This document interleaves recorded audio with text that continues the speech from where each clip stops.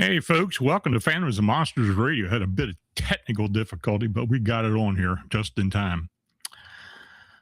So, New Jersey is often defined by its highways, shore towns, dense suburbs, old industrial corridors, and the shadows of New York and Philadelphia.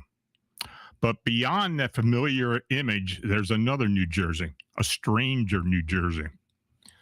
A place of dark pine forests, colonial roads, isolated riverbanks, abandoned factories, unexplained lights, strange creatures, and the legends that refuse to stay buried.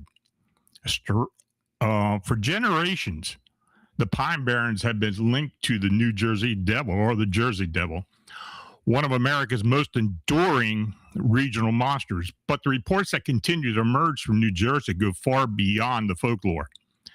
Witnesses have described winged humanoids moving through moonlit skies, massive bipedal creatures circling tents in the woods, troll-like beings along park trails, dogman encounters near abandoned ruins, UFO abductions in broad daylight, and insectoid humanoids said to haunt the Musconetcong River corridor.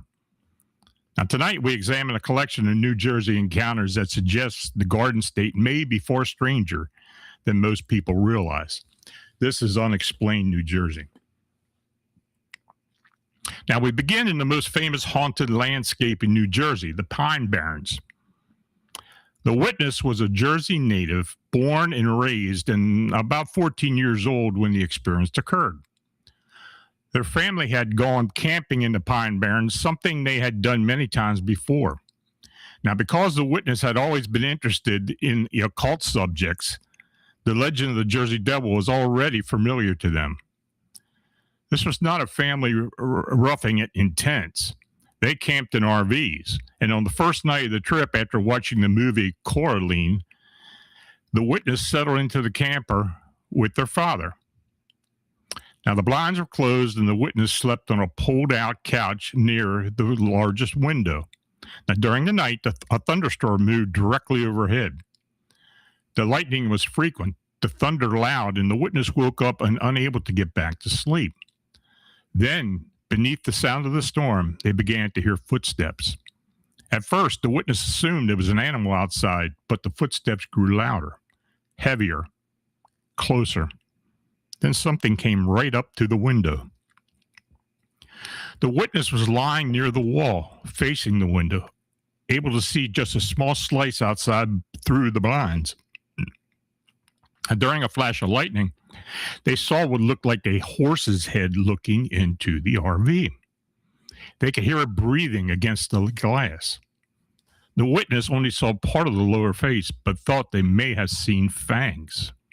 Terrified, they turned away from the window and tried not to move, afraid that whatever was outside might have seen them. When lightning flashed again, the witness saw its shadow. The head was horse-sized, but the upper portion seemed more goat-like. There appeared to be spiral horns or something on the head that created that impression. The creature began moving toward the front of the RV. The witness jumped into their father's bed and tried to wake them. Their father, still half asleep, dismissed it as fear of the storm. Then the footsteps came around again. During another flash of lightning, the witness could only see the strange upper portion of the animal's head through the window near the father's bed. The being was there again, looking inside. The detail that stayed with the witness was the breathing, heavy, close, and terrifying. Then, as the creature moved away toward the ants' campsite, the storm itself seemed to move away with it. The witness later wondered whether the storm somehow masked the creature's movements, or whether the entity was connected to the storm in some way. Now, in the morning, the witness told their father and aunt what had happened, but they didn't believe the account. Outside, the ground was wet, yet there were no footprints. The witness argued that if it had been a horse, it would have had to been at least 8 foot tall to look into the RV window, unless it had been standing on its hind legs. Now, the witness now lives in Jersey City, but has never forgotten that night in the Pine Barrens. Now, the Pine Barrens have always carried the weight of the Jersey Devil legend, but the next account moves the mystery out of the deep woods and into the skies above suburban New Jersey, where multiple witnesses watched something winged, human-like, and deeply unsettling pass beneath the moon. Now, the next report comes from Cherry Hill, New Jersey. The witness had been searching for answers after she and her daughter had saw something strange in the night sky. It was approximately 2 years before she wrote the account. Now, she and her daughter were riding their bikes on the bright night lit by the full moon. There were only a few clouds passing occasionally across the sky. Now, they stopped by a friend's house where the friend and her 2 daughters came outside to talk. As they were speaking, the witness looked up and saw a long human-shaped figure moving across the sky. It had wings, with an estimated wingspan of 7 to 8 foot. The witness said it reminded her of something from the movie Jeepers Creepers. She was speechless and pointed as the figure disappeared behind a cloud near the moon. The others laughed at first, but she insisted they keep watching. Then it appeared again. Her daughter saw it too and kept asking, "Mom, what is that?" The friend's daughters ran inside screaming. The witness and her daughter watched the figure flap its wings and soar near the moon until it vanished into the clouds again. The witness said she did not know what else to call it except a flying human-like creature. Now, her daughter, who was 14 at the time of the report, remained fascinated by legends such as the Jersey Devil, Mothman, and Slender Man. Now, after that report was published, another person responded with a similar account. Now, a second witness lived about an hour outside of Cherry Hill. She was riding in a vehicle with he was riding in a vehicle with his best friend at sunset, heading toward the home of the woman who would later become his wife. Now, as they approached the clearing with power line towers, he saw something fly up into the open area. It was lanky, humanoid-like, and had enormous black wings. Both men were shocked enough that they turned the vehicle around to get another look.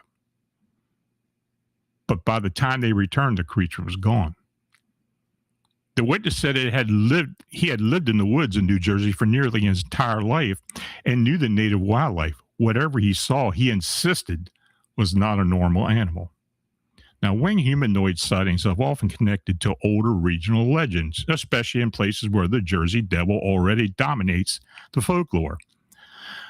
But the next account suggests that something else may also be moving through the Pine Barrens, something massive, bipedal, foul-smelling, and capable of terrifying even an experienced winter camper.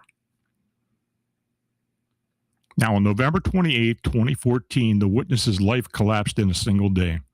He lost his job, his business, his company car, and his place to live after being betrayed by a business partner. With very little money, he had to choose between buying a cheap vehicle or putting down a deposit on an apartment. He chose the vehicle because at least it would give him mobility and some shelter. Now, at the time, he was living near the edge of the Pine Barrens in southern New Jersey. His girlfriend's parents had offered him a place to stay, but he felt too proud and uncomfortable to accept. Instead, he decided to camp in the woods. He set up a hidden camp about a quarter mile into the woods near a dirt clearing being used for a housing development. Each night, he slept outdoors. Each morning, his girlfriend picked him up and he spent the day looking for work, searching for a vehicle, and showering at a gym. By Wednesday, December 3rd, 2014, things were finally turning around. He had found a job, purchased an old SUV, and reserved a legitimate campsite deeper in the Pine Barrens. That night was supposed to be his last night at the hidden camp. Now, he was experienced with winter camping. His tent was covered with heavy camouflage tarp to hold in warmth and to keep out the weather. Around 8 o'clock that evening, he finished eating and laid down, feeling that the worst part of his situation might finally be over. Now, as the previous nights, coyotes were active near the camp. He had gotten used to them. Still, he kept a sharp, full tang short sword nearby.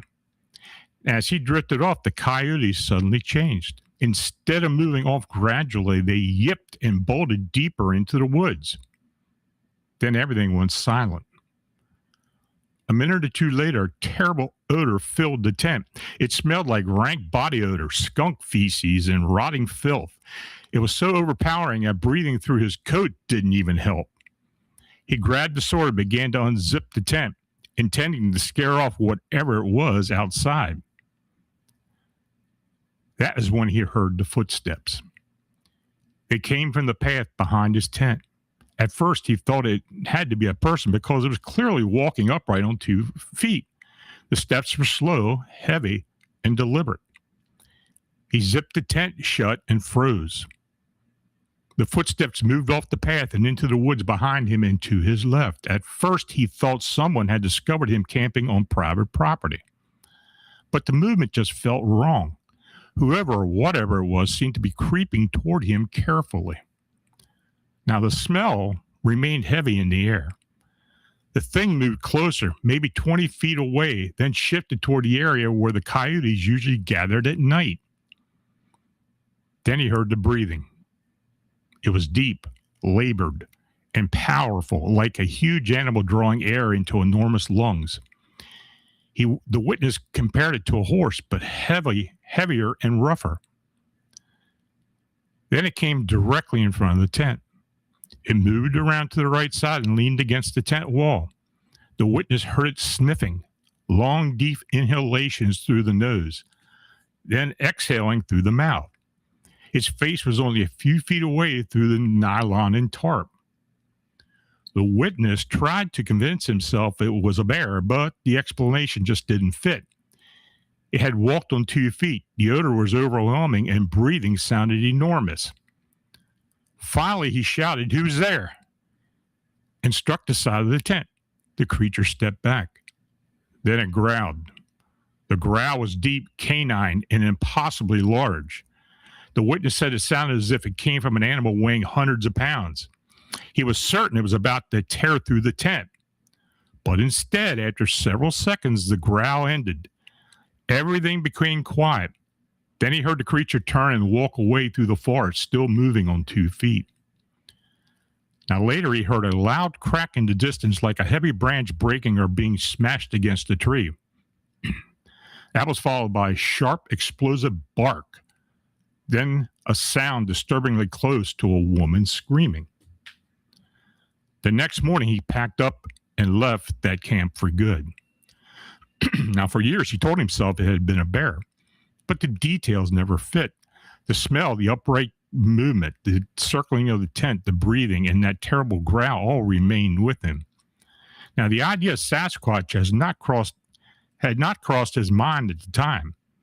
He had thought Bigfoot reports belonged to the Pacific Northwest, but after learning of other strange reports from the Pine Barrens in the New Jersey woods, he no longer believes a bear was responsible.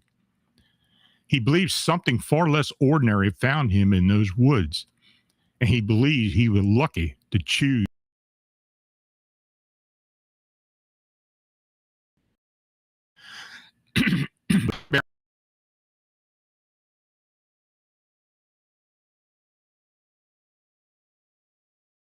localization and a powerful sense of intrusion. But the next account changes the tone again. Here, the witnesses are not deep in the wilderness. They're only steps from home in a supposedly safe townhouse community in Burlington County. Now, the witness lived in a townhouse in a safe area of Burlington County, New Jersey.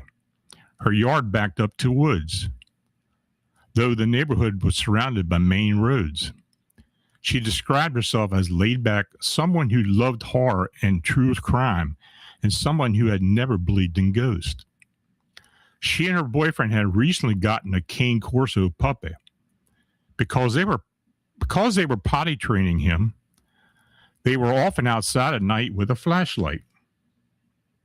Their yard was not fenced, so they would go beyond the yard line into the open patch of grass about 15 feet from the woods.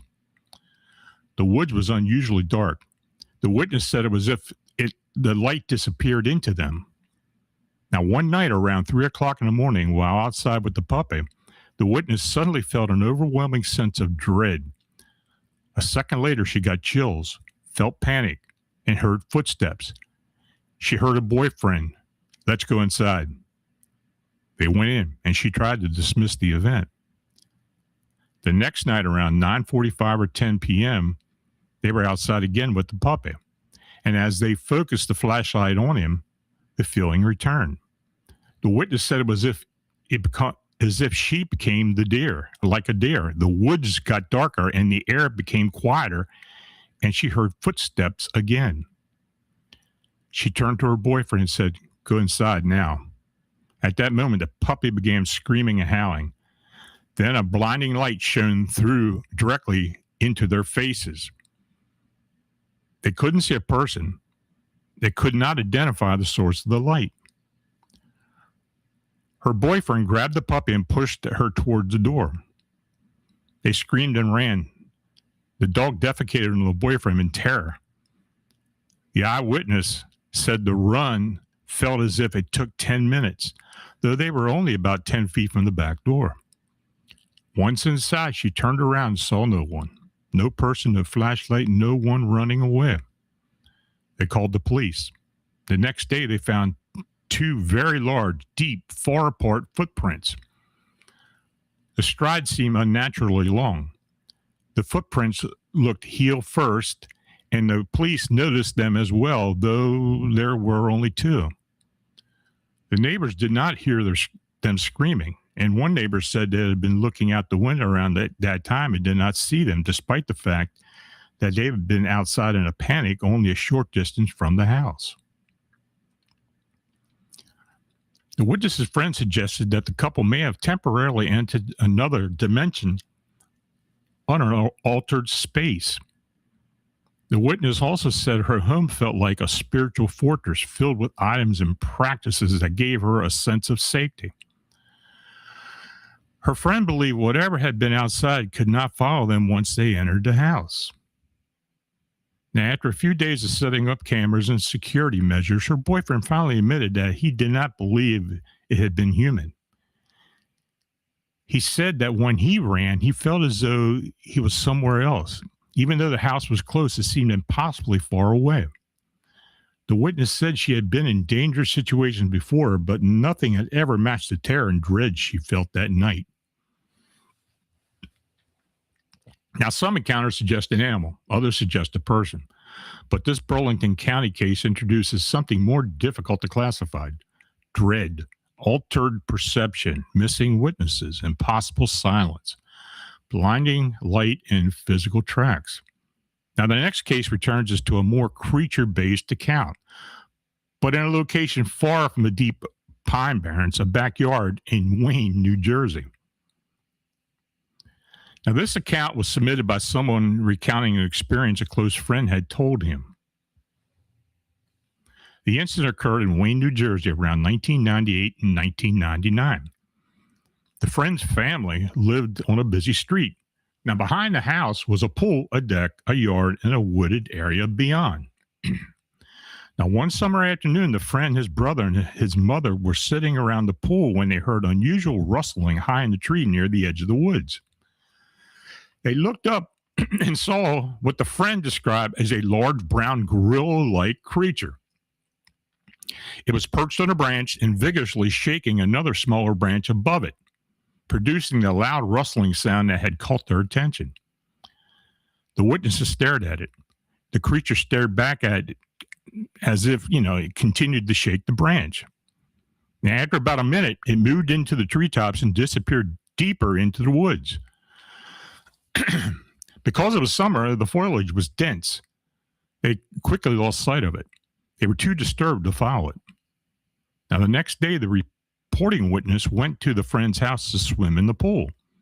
The friend told him what had happened and pointed out the tree and the branch where the creature had been perched. It was a towering tulip poplar. The branch was approximately 50 to 55 feet high. The witness asked why they had not called the police. The friend said they would have if they had seen it again. Now, to this day, the friend and his family do not know what they saw. The friend sometimes said it had to be a person in a gorilla suit because there was no other explanation. But that explanation brings its own problems. A person in a costume would have needed to climb roughly 50 feet up on a bare trunk and move through the branches with extraordinary agility. A pet monkey was also considered, but the creature was just too large. It appeared to be either an ape or a human-sized figure dressed like one. There were no nearby zoos that could have an escaped gorilla.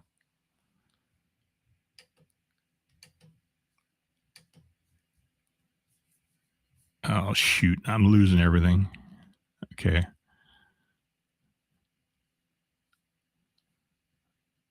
Okay, there was no nearby zoos that could have an escaped gorilla. And if such an animal had been loose in the area, it would have likely have made major local news. Wayne is in Passaic County, less than 20 miles from Midtown Manhattan. Yet the area does contain wooded pockets, and the report raises an uncomfortable question. Could something Bigfoot-like move through the surprisingly developed parts of northern New Jersey? Now, the Wayne case is unsettling because of where it happened. Not deep in the wilderness area, but behind a home, near a pool in a developed region. The next report also comes from a public place that should not feel remote at all, a park trail in Lakewood, New Jersey. But what two joggers encountered there sounded less like a known animal, more like something out of folklore. Yeah, I see I froze up. Well, I guess you can still hear me. Anyway, this report was submitted by a man describing an encounter his girlfriend and her friend experienced. The incident occurred a few years. Now I'm losing it again. Shoot.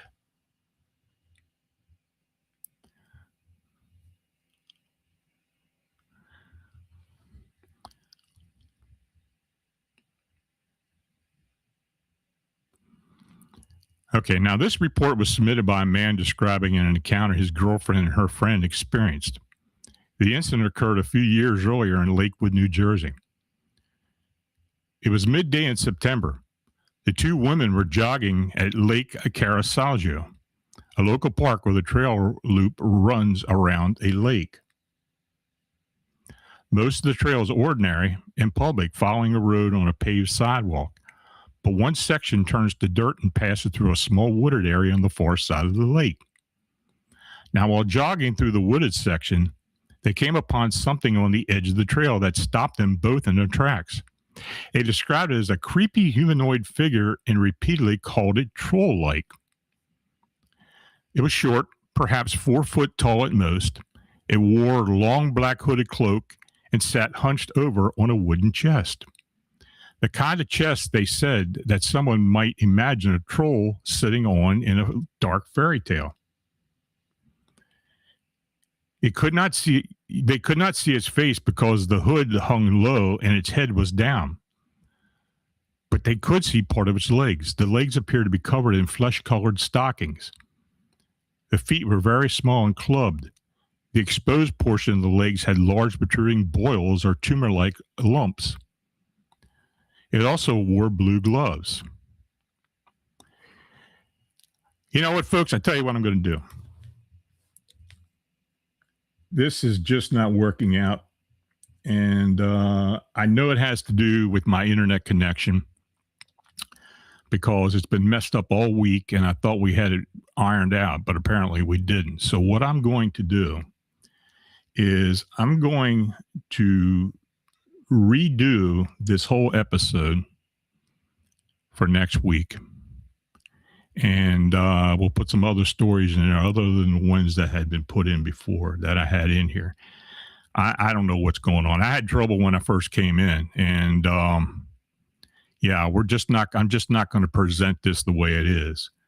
So sorry about that. And look, if you do want to answer questions or save it for next week, let me know. Put a message in the chat. And yeah, there's big issues here. I tell you what, I'm just going to go ahead and hold up, and I'll redo it for next week. I'm not going to post it on YouTube, and we'll just go ahead and redo everything next week, and I'll do other encounters. So you got a bunch of freebies here. So anyway, let's see.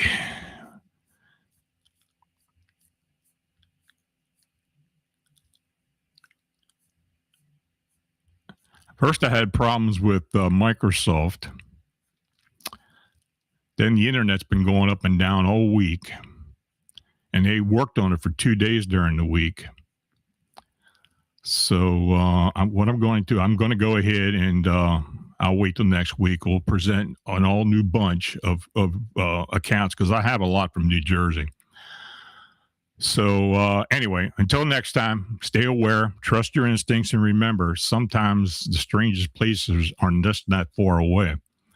So have a nice evening. Have a great weekend. Sorry for the issues, but I'll see you next Friday. Good night.